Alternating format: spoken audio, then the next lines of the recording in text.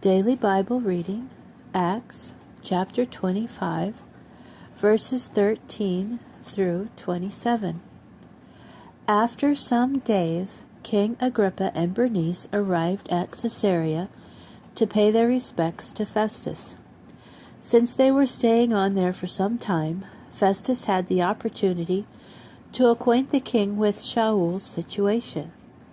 "There is a man here," he said, "who was left behind in custody by Felix.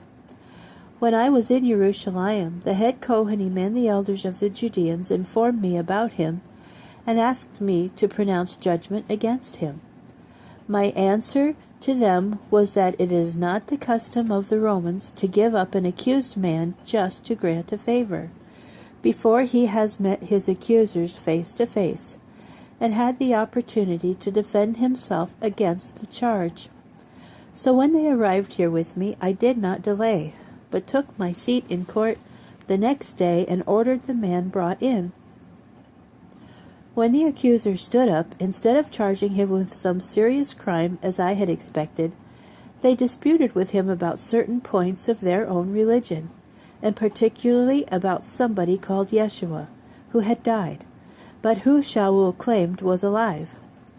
Being at a loss as to how to investigate such questions, I asked him if he would be willing to go to Jerusalem and be tried on these matters there. But since Shaul appealed to be kept in custody and have his case decided by his imperial majesty, I ordered him held until I could send him to the emperor." Agrippa said to Festus, "I myself have been wanting to hear the man." "Tomorrow," he replied, "you will hear him." So the next day Agrippa and Bernice came with much pageantry. They entered the audience room accompanied by military commanders and the prominent men of the city. Then, at the command of Festus, Shaul was brought in.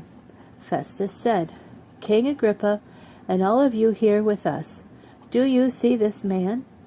The whole Judean community has complained to me about him both in Jerusalem and here, crying that he shouldn't be allowed to remain alive. But I discovered that he had done nothing that deserves a death sentence.